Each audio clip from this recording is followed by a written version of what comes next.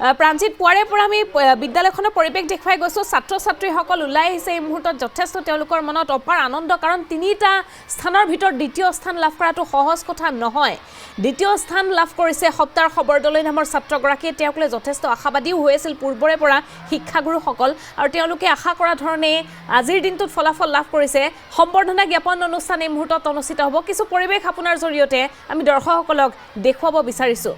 প্ৰাঞ্জিত নিশ্চয়কৈ আমি কৈছোঁ যে সপ্তাৰ্ষী বৰদলৈ আৰু তেওঁ অসমৰ ভিতৰতে দ্বিতীয় স্থান দখল কৰিছে আৰু এই মুহূৰ্ততে সম্বৰ্ধনা জ্ঞাপন কৰিছে বিদ্যালয় কৰ্তৃপক্ষ আৰু ইতিমধ্যে পৰিৱেশটো আমি দেখুৱাইছোঁ বিদ্যালয়ৰ যিসকল কণ কণ ছাত্ৰ ছাত্ৰী আছে তেওঁলোক সকলোৱে আহি এনেদৰেই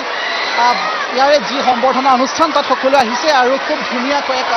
আনন্দমুখৰ বিশেষকৈ অসম জাতীয় বিদ্যালয়ৰ এই যি তেওঁলোকৰ ৰিজাল্ট সেই ৰিজাল্টক লৈ পূৰ্বৰে পৰাই সকলো আশাবাদী হৈ আছিল আৰু বিশেষকৈ মই কৈছোঁ এইবাৰ অসম জাতীয় বিদ্যালয়ৰ পৰা 138 গৰাকীয়ে তেওঁলোকে পৰীক্ষাত অৱতীৰ্ণ হৈছিল আৰু তাৰে 39 গৰাকীয়ে ডিষ্টিংশ্যন নম্বৰ পাই তেওঁলোকে শিক্ষাৰ্থীৰে উত্তীৰ্ণ হৈছে তাৰ সমান্তৰালভাৱে 49 গৰাকীয়ে ষ্টাৰ পাইছে প্ৰথম বিভাগত 133 গৰাকীয়ে উত্তীৰ্ণ হৈছে ডিষ্টিংশ্যন আৰু ষ্টাৰ মানে লগাই আৰু তাৰ সমান্তৰালভাৱে দ্বিতীয় পজিশ্যন লাভ কৰিছে 4 গৰাকী সৰ্বমুঠ আপুনি যদি চায় তেনেহ'লে 100%ই অসম জাতীয় বিদ্যালয় নুনমাটিৰ পৰা তেওঁলোকে এইবাৰ শিক্ষাৰ্থীৰে উত্তীৰ্ণ হ'ব পাৰিছে আৰু বিশেষকৈ অসম জাতীয় বিদ্যালয়ৰ সপ্তাৰ্ষী বৰদলৈ এইবাৰ দ্বিতীয় স্থান তেওঁ অসমৰ ভিতৰতে লাভ কৰিছে আৰু বিশেষকৈ এইবাৰ কেইবাটাও বিষয়ত অৰ্থাৎ 28 মাৰ্ক 100ৰ ভিতৰত 100 নম্বৰ লাভ কৰিছে প্ৰায় 20 জনকৈ ছাত্ৰই এডভান্স মেথমেটিক্স যিটো কৈছে ঐচ্ছিক গণিতত পাইছে 15জন ষ্টুডেণ্টে 28 মাৰ্ক পাইছে আৰু সাধাৰণ গণিতত এজনে 100ৰ ভিতৰত 100 পাইছে আৰু ডান্স অৰ্থাৎ সত্ৰীয়া নৃত্যত 100ৰ ভিতৰত 100 এজন ছাত্ৰীয়ে লাভ কৰিছে গতিকে এনেধৰণৰ এটা ভাল ফলাফল কৰিবলৈ সক্ষম হৈছে আৰু বিশেষকৈ আমি দেখুৱাইছোঁ এইসকল ছাত্ৰ ছাত্ৰীৰ হৰ্ষোল্লাস তেওঁলোকৰ বাঢ়িছে কাৰণ বিদ্যালয়ৰ যিজন ছাত্ৰ সপ্তাৰ্ষ বৰদলৈ ৰাজ্যৰ ভিতৰতে দ্বিতীয় পজিশ্যন লাভ কৰিছে আৰু তাক লৈ স্বাভাৱিকতে সকলো উৎফুল্লিত হৈ পৰিছে আৰু বিশেষকৈ কাকলি মই পুৱাৰে পৰাই এই নুনমাটিস্থিত অসম জাতীয় বিদ্যালয়ৰ পৰা পৰিৱেশটো দেখুৱাবলৈ যত্ন কৰিছোঁ আৰু সমান্তৰালভাৱে আমি দেখুৱাইছোঁ এইসকল শিক্ষক শিক্ষয়িত্ৰী যিসকল শিক্ষক শিক্ষয়িত্ৰীয়ে এনেকুৱা ছাত্ৰক জ্ঞান দি তেওঁলোকে এটা সফল তেওঁলোকৰ এটা ৰিজাল্ট গঢ়ি তুলিবলৈ সক্ষম হৈছে মই অকণমান আপোনাৰ সৈতে কথা পাতোঁ সপ্তাৰ্ষীয়ে খুব ভাল ৰিজাল্ট কৰিছে আপোনালোকে স্বাভাৱিকতে উৎফুল্লিত হৈছে অকণমান কওকচোন যিকোনো এখন বিদ্যালয়ৰ কাৰণে এই স্থান পোৱাটো অত্যন্ত মানে গুৰুত্বপূৰ্ণ বা পৰিচয় কিন্তু আমাৰ অসম জাতীয় বিদ্যালয়ৰ প্ৰতিষ্ঠা কালৰ পৰা আমি এটাই চিন্তা আহিছিলোঁ যে সকলো ল'ৰা ছোৱালীয়ে সমানে সকলো ক্ষেত্ৰতে আগবাঢ়ি যাওক সকলো ল'ৰা ছোৱালীয়ে এটা মানে ভাল ৰিজাল্ট এটা ফলাফল এটা কৰক কিন্তু যিকোনো ক্ষেত্ৰত স্থানটো এটা বেলেগ পৰিচয় সেইটোতো স্বাভাৱিক কথা ন সকলো বিদ্যালয়ৰ কাৰণে তাতকৈ ডাঙৰ কথা যে অসমত যোৱা বছৰৰ পৰা 3টা স্থান মাত্ৰ দিয়ে তাৰ ভিতৰত আমাৰ বিদ্যালয়ে এটা স্থান পোৱাটো বহুত ডাঙৰ কথা আৰু একেবাৰে যোৰহাটত 2টা আৰু গোটেই অসমত মানে গুৱাহাটীত মহানগৰত এটা সেইটোতো আৰু মানে গুৰুত্বপূৰ্ণ কথা সেইটোৱে আৰু মই আপোনাৰ পৰা অকণমান জানিব বিচাৰিছোঁ মাতৃ হিচাপে মই কথাখিনি পাতিছোঁৱেই গতিকে এই সম্বৰ্ধনা জ্ঞাপন কৰিছে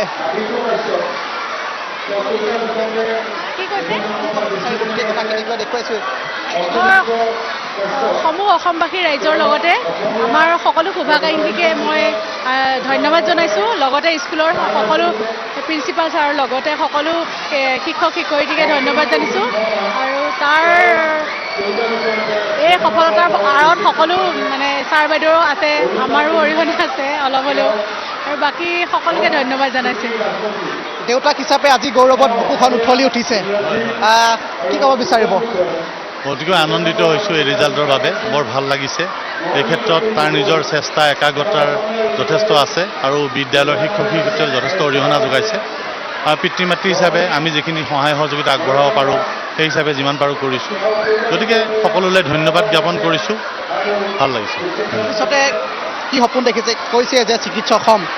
আপোনালোকে কেনেধৰণে আগবঢ়াই লৈ যাম বুলি ভাবিছে হয় তাৰ যিটো মনৰ আশা সেইটোত যাতে আমি আগবঢ়াই লৈ যাব পাৰোঁ তাৰ কাৰণে যত্নপৰ হ'ম। শিশু চিকিৎসক হ'ম বুলি ভাবিছে, আমি তাক সেই ক্ষেত্ৰত আগবঢ়াই নিবলৈ যত্নপৰ হ'ম। ধন্যবাদ। আৰু বিদ্যালয়ৰ যিসকল শিক্ষক শিক্ষয়িত্ৰী আছে মই তেওঁলোকৰ সৈতে অকণমান কথা পাতোঁ। বাইদেউ, কেনেকুৱা লাগিছে আজি বিদ্যালয়ৰ ইমান এটা ভাল ৰিজাল্ট? বহুত ভাল লাগিছে, কাৰণ সৰুৰে পৰাই সপ্তাহাংশ অলপ বেলেগ ধৰণৰ শিক্ষাৰ্থী আছিলে, ক্লাছত মানে খুব মনোযোগ দিয়ে, আৰু কেৱল যে পঢ়া শুনাতে সপ্তাহাংশ আগবঢ়া তেনেকুৱা নহয়, সপ্তাহাংশই আন বিভিন্ন দিশত নিজৰ মেধাৰ সদায় পৰিচয় দি আহিছে। আপুনি কি বিষয়ত? মই সমাজ বিজ্ঞান বিভাগৰ শিক্ষয়িত্ৰী চন্দনা মেধি চৌধুৰী। সৰুৰে পৰা এইটো সপ্তাহাংশক আপোনালোকে পাইছেই? সপ্তাহাংশক পাইছোঁ সৰুৰে পৰা, খুব ভাল ল'ৰা, অমায়িক ল'ৰা। বৰ অমায়িক। কেনেকুৱা সপ্তাহাংশিক কেনেধৰণে পাইছে আপোনালোকে শিক্ষক হিচাপে? খুব ভাল অনুভৱ আৰু আনন্দৰ মুহূৰ্ত। আজি ভাষা নাই, ইমান এটা ভাল খবৰ, আৰু গোটেই অসমৰ ভিতৰতে দ্বিতীয় স্থান লাভ কৰিছে, আমাৰ কাৰণে খুব ভাল লগা কথা আৰু আনন্দৰ মুহূৰ্ত এয়া আমি উপভোগ কৰিছোঁ। জনাইছোঁ আৰু সকলোকে মই দেখুৱাইছোঁ, কথা বতৰাবোৰো আমি পাতিবলৈ যত্ন কৰিছোঁ। পুৱাৰে পৰাই যিহেতু পৰিৱেশটো আমি দেখুৱাই গৈছোঁ, পুৱাৰে পৰাই এক উখল মাখল পৰিৱেশ। অসম জাতীয় বিদ্যালয়ৰ সচিবগৰাকী আছে, স্বাভাৱিকতে এটা ভাল খবৰ, 100% উত্তীৰ্ণ হৈছে। অকণমান আপোনাৰ পৰা জানিব বিচাৰিছোঁ। আমাৰ অসম জাতীয় বিদ্যালয়ৰ যিটো সামগ্ৰিক ফলাফল, আমি যথেষ্ট সুখী, ভাল ফলাফল হৈছে, আৰু আমাৰ এজন ছাত্ৰই অসমৰ ভিতৰত দ্বিতীয় স্থান লাভ কৰিছে, তাৰ কাৰণে আমি গৌৰৱান্বিত আৰু আনন্দিত। আৰু আমাৰ বিদ্যালয়খনৰ যিটো সামগ্ৰিক ফলাফল, আমি যিটো কথাত সদায় গুৰুত্ব আৰোপ কৰি আহিছোঁ, সেইটোও খুব ভাল হৈছে। আৰু ছাত্ৰ ছাত্ৰীসকলে সকলো বিষয়তে তেওঁলোকে ৰাজ্যখনৰ ভিতৰত সৰ্বোচ্চ নম্বৰ লাভ কৰিবলৈ সমৰ্থ হৈছে, আৰু অধিকাংশ ছাত্ৰ ছাত্ৰীয়ে বিভিন্ন বিষয়ত লেটাৰ মাৰ্ক পাইছে। গতিকে আমি যিটো কথা আৰম্ভণিৰ পৰাই বিশ্বাস কৰোঁ যে ছাত্ৰ ছাত্ৰীসকলৰ দুই এজনৰ সাফল্যৰ লগতে সামগ্ৰিক যিটো ফলাফল, সেই ফলাফলটোও সমানে গুৰুত্বপূৰ্ণ, আৰু সেই ক্ষেত্ৰত অসম জাতীয় বিদ্যালয় পূৰ্বৰ ধাৰা অক্ষুণ্ণ ৰাখিবলৈ সমৰ্থ হৈছে, আৰু সেইটো লৈ পেলাই আমি আটাই আনন্দিত হৈছোঁ। আৰু এনেদৰে দেখুৱাইছোঁ পৰিৱেশ হৰ্ষোল্লাস বৃদ্ধি পাইছে। মই অকণমান বিদ্যালয়ৰ যি ফলাফল, সেই ফলাফলটো এনেদৰে আঁৰি দিয়া হৈছে ফলকত মই অকণমান দেখুৱাই লৈছোঁ আপোনালোকক। SSLC এক্সামিনেশ্যন ৰিজাল্ট 2025 অসম জাতীয় বিদ্যালয় নুনমাটি গুৱাহাটী। লেটাৰ মাৰ্কছ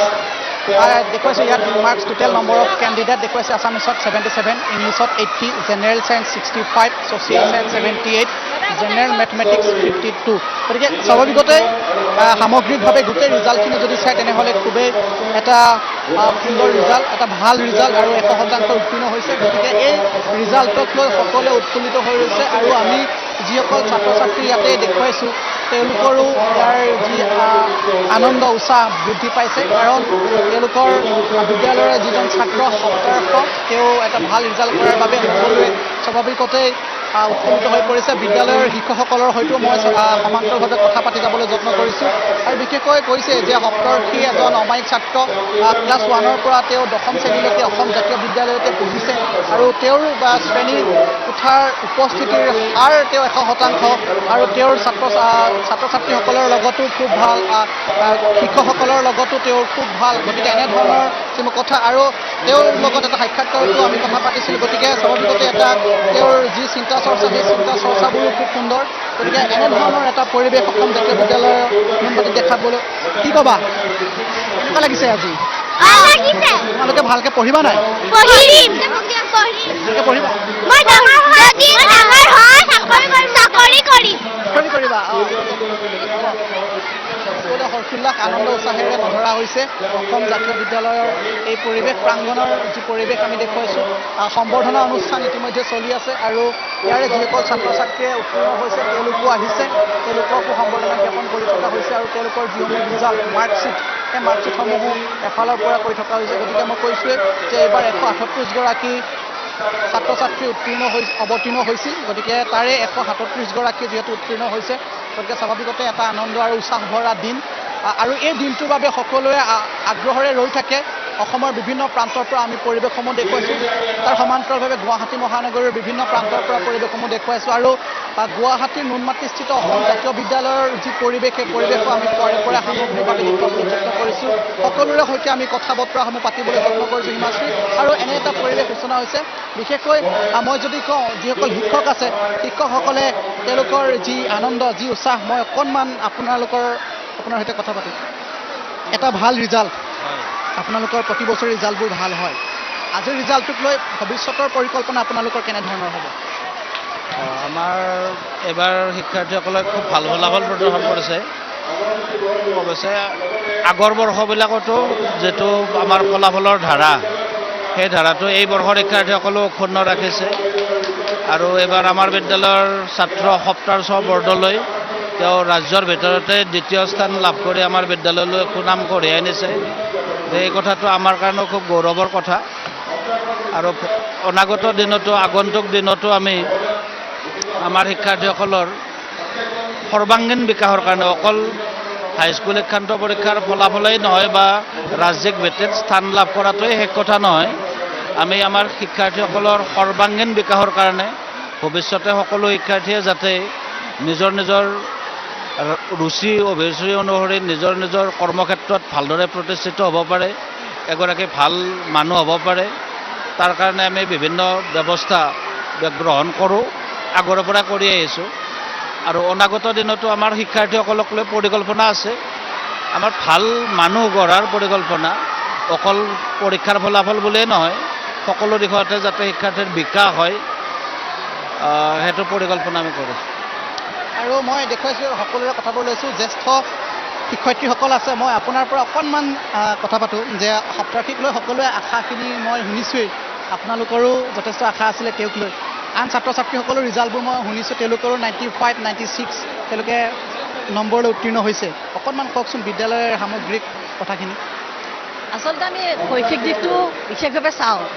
লগতে আমি সামগ্ৰিক যিটো বিকাশ সেইটো বেছি গুৰুত্ব দিওঁ গতিকে আমাৰ যিজন টপাৰ বুলি কৈছে তেওঁ সকলো ক্ষেত্ৰতে আগবঢ়া তেওঁ নাটক কৰে তেওঁ ভাল কেৰাটে খেলে তেওঁ সকলো এংকৰিং কৰে তেওঁ পঢ়া শুনাটো ভাল গতিকে আমি আচলতে প্ৰতিটো ক্ষেত্ৰতে ল'ৰা ছোৱালীখিনি উলিয়াই আনিব যত্ন কৰোঁ তাৰ মাজতে কিছু সংখ্যকে শৈক্ষিক দিশত বেছি অগ্ৰগতি লাভ কৰিছে বা স্থান পাবলৈ সক্ষম স্থান মানে আমাৰ বিদ্যালয়ৰ ভিতৰতে কথা কৈছোঁ সক্ষম হৈছে আৰু তাৰোপৰি আমাৰ সামগ্ৰিক গোটেই হয় প্ৰাঞ্জিত এই মুহূৰ্তত আপোনাক ধন্যবাদ জ্ঞাপন কৰিছোঁ এইসকল হৈছে নুনমাটি জাতীয় বিদ্যালয়ৰ শিক্ষাগুৰু যি সময়ত একাংশ লোকে অসমীয়া মাধ্যমত নিজৰ সন্তানক পঢ়ুৱাবলৈ ভয় কৰে তেনে সময়তে কিন্তু নুনমাটিৰ এইখন অসম জাতীয় বিদ্যালয়ে প্ৰতি বছৰে খুব ভাল ফলাফল দেখুৱাই আহিবলৈ সক্ষম হৈছে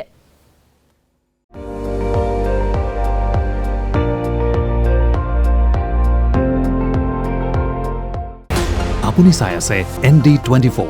সৰ্বশ্ৰেষ্ঠ নহয় সৰ্বোত্তমৰ দৌৰ